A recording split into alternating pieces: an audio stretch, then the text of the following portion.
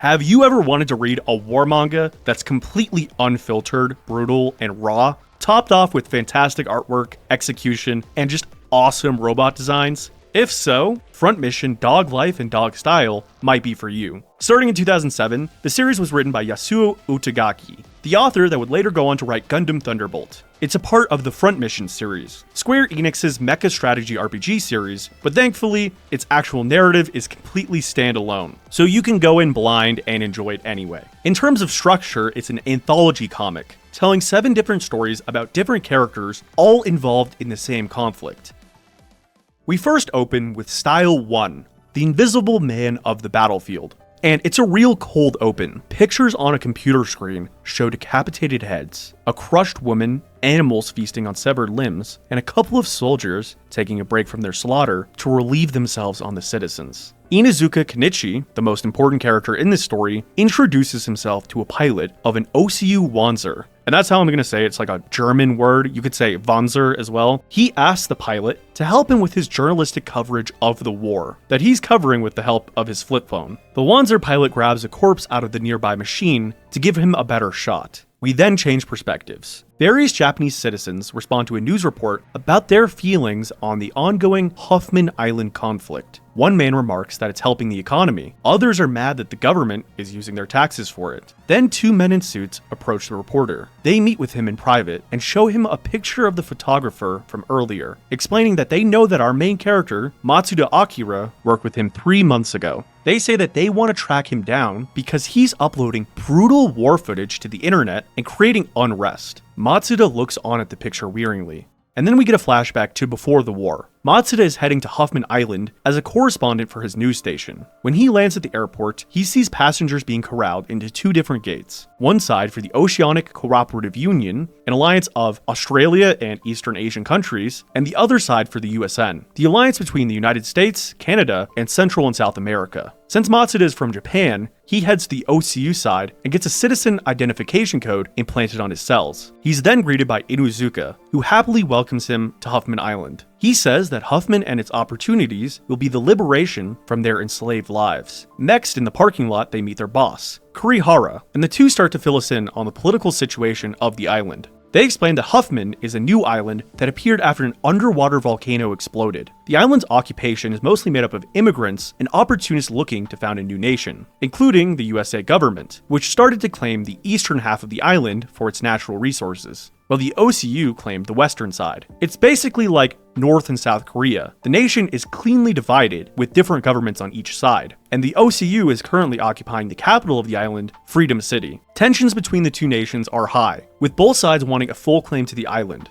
The situation is so bad that both sides are already heavily militarized, basically ready for war to break out already. But the occupants aren't too worried about that, since previous fights were mediated by neutral nations. The people of Huffman have grown accustomed to and desensitized to talk of war. They see it as a far-off reality that neither side actually wants to stoop to. Instead, they believe that both sides are just beefing up their militaries as a deterrent for the other. Matsuda remarks that he's heard none of this outside of the country, and then his eyes widen. A truck brings a couple of Wanzers across the street, massive weapons of war that he can't believe. But he moves on and goes to the news station. Kurihara and the team welcome him, and he gets ready to become accustomed to his new life in a new country. And his first destination is the OCU and USN border. The next chapter begins with him breaking into a sweat as a Wanzer opens fire right next to him, and it turns out that this was a nightmare. He's utterly freaking out because of the tensions in the nation. It turns out that that night, he went to Inuzuka's favorite prostitute stop to find comfort.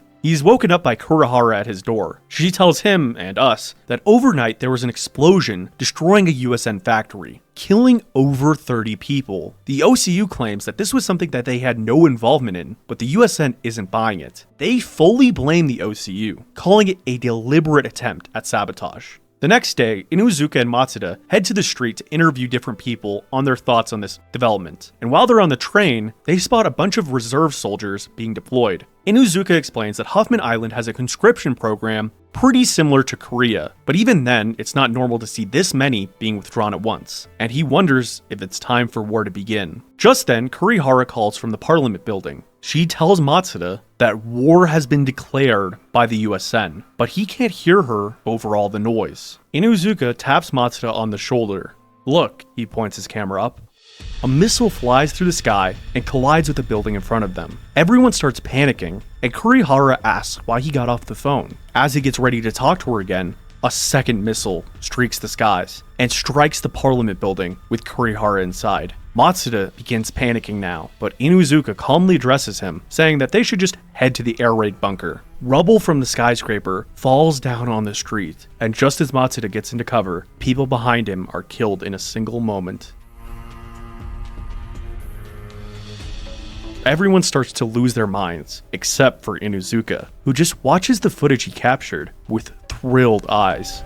Then an announcement comes from Parliament. It turns out that some people, including the governor there, survived, and he declares a state of emergency. This represents a faint hope for Matsuda that Kurihara somehow survived, and they head to the Parliament building to find her. When they get there, they see a bunch of tanks and Wanzers guarding the building, and they're told that they won't be able to enter despite their press passes. But various injured people were taken to hospitals, and they call into one hospital and get lucky. It turns out that Kurihara is actually there, but the look we get at all the survivors being operated on is not good. It's full of pools of blood, and there are corpses just laid out in the lobby. Luckily, Kurihara herself is mostly unscathed. She trembles and cries to Matsuda that she just wants to go home to Japan and see her daughter. And in the meantime, while she's crying, Inuzuka emotionlessly records a topless woman's corpse. From there, we get a more zoomed out look with more time passing. Kurihara and Matsuda started having sex and doing hardcore drugs to try to stay sane. They didn't care too much about doing their jobs at this point in time. But Inuzuka, on the other hand, just kept recording more battles and making more money with a smile on his face. The rest of Style 1 is about them trying to understand how Inuzuka can just detach himself from the war and cope with it better than they can, as well as the morality of him selling the war footage he captures. All while Kurihara and Matsuda try to find any way they can to get out of the city. I'll leave what happens to Matsuda and Kurihara up to you reading this, so I don't just spoil it for you, but Inuzuka goes on to become the most important recurring character across all storylines. His coverage of various battles and how he tries to frame them as internet storylines is the main framing device of the narrative. It's almost presented to us as if the story that we're seeing is the one that he's uploading, and at times he directly interferes in events to try to create a more interesting narrative. And he's also a very mysterious character. He's never completely defined. There's a sense of symbolic mysticism around him. The fact that he's able to survive such extreme circumstances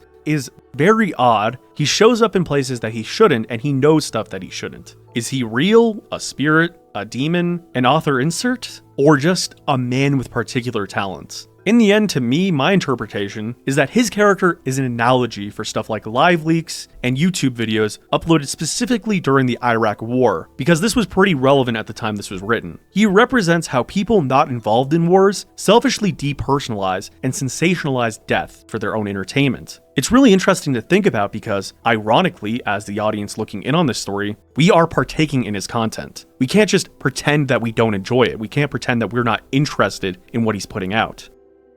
I'll be going in on these next few stories a little bit less in depth because in the story themselves, they're less in depth. Style 2, the second story, is about two ace OCU pilots and their circumstances. We learn how desperate upbringings brought them into the military and how they had to work extremely hard to even become Wanzer pilots in the first place. They say one last solemn goodbye to their hometown and then head out for the chaotic battlefield. Style 3 shows us the tale of a squad of Wanzer hunters, infantry soldiers who take down stray enemy mechs by luring them to hunting zones and surrounding them. They're all heroes who feel a sense of brothership and trust with one another. They find purpose in what they're doing and truly believe in the cause. They truly believe in helping people. Eventually, they have to take part in a campaign where they have to cover a large-scale retreat, encountering enemies and circumstances they've never faced before. Style 4, Fruit of Eden, is maybe my favorite, but also maybe the darkest. This one opens with a defeated OCU Wanzer and its pilot who miraculously survived, but found himself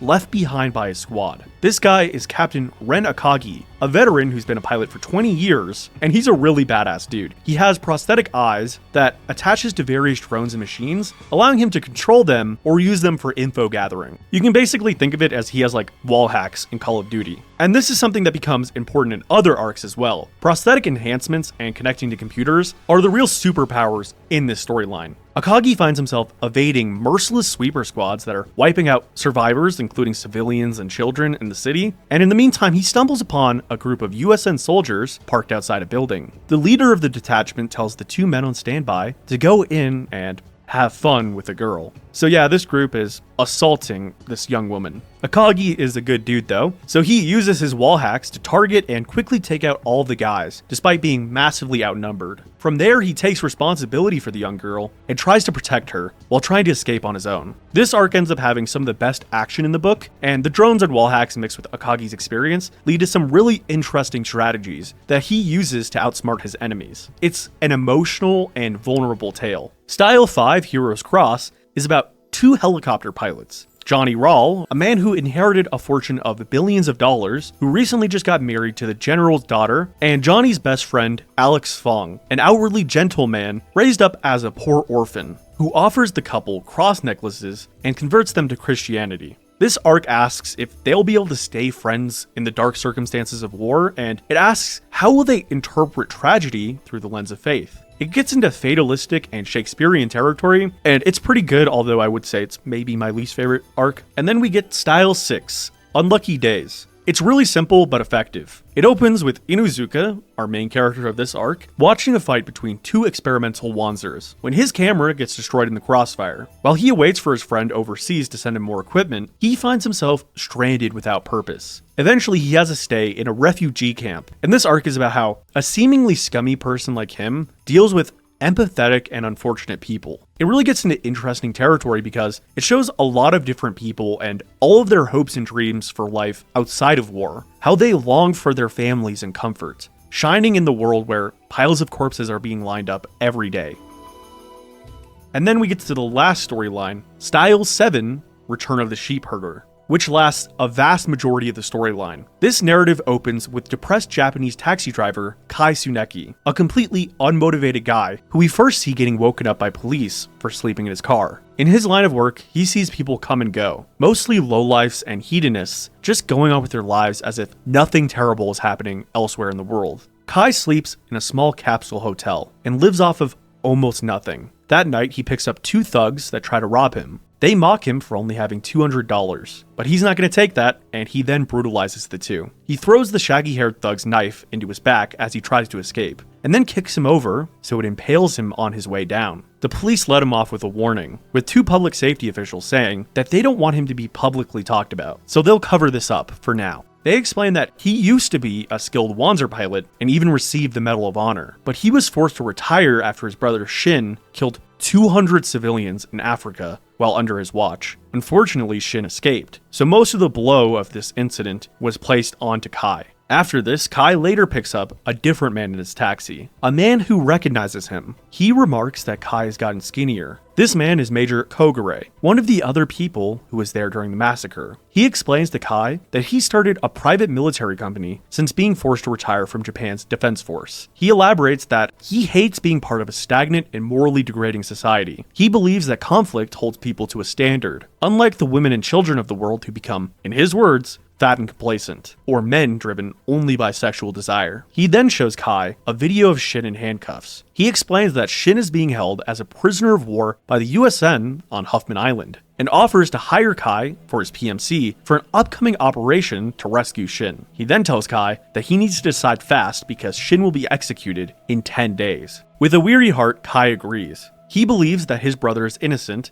and perhaps he'll find his purpose again by helping him. This operation quickly becomes more than you'd expect, as the squad has to deal with the USN Strike Eagle team, the best cybernetically enhanced and capable pilots with the most advanced Wanzer prototypes, including the Queen of Madness, which has a field of lasers that automatically protect it from all projectiles, and it can wield a rifle that shoots vacuum bombs, which you can think of as mini nukes. Then there's the Wick on Fire, a quadruped hover unit, which also has a laser field, and the Match of Freedom, piloted by a chick with snake eyes. This Wanzer has a massive sniper rifle. In the meantime, Kai and his group are faced with taking these down with their own special Wanzers, although significantly less powerful ones. The Lokis, amphibious machines with digital camouflage, giving them increased stealth capabilities. Overall, I think this story is a little bit more by the books than the other 6, but it's still really good. Kai ends up being a surprisingly nuanced main character with impressive strategies to overcome his enemies, and there's quite a few plot twists. And then the story ends in a perfect way in my opinion. Although I will say that it is a fairly controversial ending, so don't just take my word for it, I guess. Unlike other manga, you're not going to come out of Front Mission necessarily satisfied or emotional, but I do think it's a masterpiece nonetheless, and my current favorite mecha manga. The storyline is cruel, violent, and sad. There's no one to root for, and there's no simple angle to view the events from. It doesn't hold your hand. It expects you to maturely follow the events of the war and make a judgment for yourself. And it's my favorite depiction of war in anything I've ever seen, because it doesn't glorify war or make it palatable in any way. Death and action are not marvelous things. When people die, it's something that happens senselessly in the spur of a moment when you least expect it, including main characters, from impersonal weapons and soldiers that can't possibly be held responsible for the power they're given. And it's bloody and disgusting. Not every ending is satisfying. Oftentimes it's bittersweet. And no one in this manga is like a super handsome guy or larger than life. They're ugly, gritty, normal people. In the writing even, every character is focused on as if they were a real person rather than an archetype. They're strange, they're flawed, they have weird hobbies, they're morally ambiguous. Every soldier is a person with glaring sins and vices. In spite of their achievements, they're just desperate people with their true primal natures exposed bare in the desperation and chaos of war. Our characters cope with sex, drugs, delusions, dreams, or by detaching. They say that what happened is an act of God or the devil, an act of fate, to try to attribute some meaning to this meaningless thing. At the same time, there are some genuinely virtuous people, but the story even places some doubt on them. Are they better just for doing a thing that seems better to us? Do they just help others to feel better about themselves? In the end, it tells us that every person involved in this war is just a survivor, whether the way they do it is ugly to us or not. And while it would be easy for us to judge someone like Inuzuka, who thrives in war, or someone like Shin, who ended up massacring people, Front Mission does not blame them, and it also tells us that some things are just a chain reaction. As a result of all this, it doesn't feel like a story that you're meant to be entertained by. It almost feels like a documentary. And at the same time, I say this, each individual storyline feels like it perfectly tells its own self-contained narrative, with a goal that supports the others by showing a different side of the war. Each style moves along perfectly while utilizing fitting narrative devices, and they end just when they feel the most impactful. I felt like Front Mission respected my time greatly, and it was one of the most thematically rich stories I've ever read. To me, that's the mark of a true 10 out of 10. It reminds me why I even got into reading comics and literature in the first place. So yeah, check it out, read it. I totally recommend it. I totally think it's a great time. The scans of it are not the best. They're kind of low quality and the translations are by different people, but it still makes a lot of sense and I think that the story supports it well enough. Another thing is, personally, I've only played the Nintendo DS port of the first Front Mission, so I'm not sure if the rest of the series is as fantastic as this or if this is like all over the place, but from what I know, the story stayed true to the essence of the franchise, and I think it is a good pick for veterans of Front Mission, as well as new fans. But that's all I've got to say for now. If you want more mecha content, feel free to sub, like, comment, any way you can support me. You guys all know how this works by now. God bless y'all. Peace.